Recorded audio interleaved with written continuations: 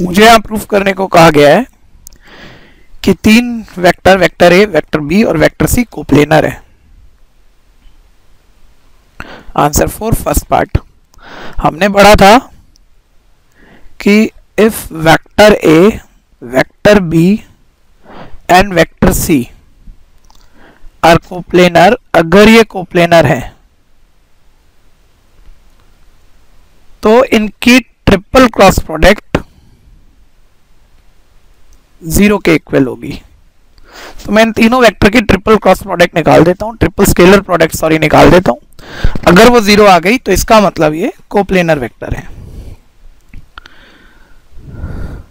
तो triple scalar product के लिए ए वेक्टर के स्केलर कंपोनेंट 2 -1 1 है।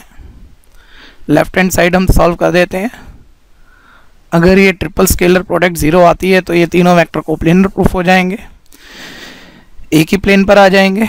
तो पहला वेक्टर 2 -1 के स्केलर कंपोनेंट 2 -1 1, दूसरे वेक्टर के स्केलर कंपोनेंट यहाँ पर है 1 2 -3, तीसरे वेक्टर के स्केलर कंपोनेंट है 3 -4 और 5।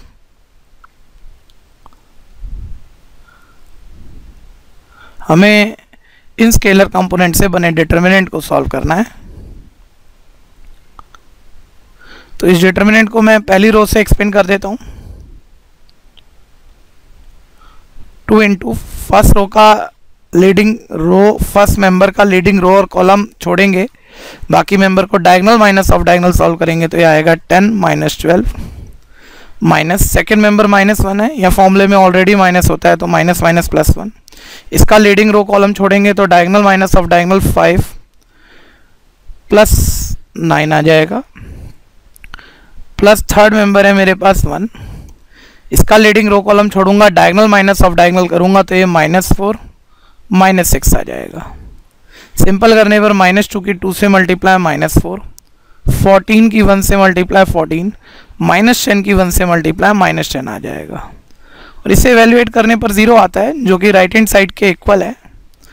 और तीन ABC वेक्टर की अगर स्केलर ट्रिपल प्रोडक्ट 0 है तो प्रॉपर्टी है कि ये तीनों कोप्लेनर वेक्टर होंगे। तो आप यहाँ कह सकते हैं this implies that vector A, vector B, vector C are coplanar vector.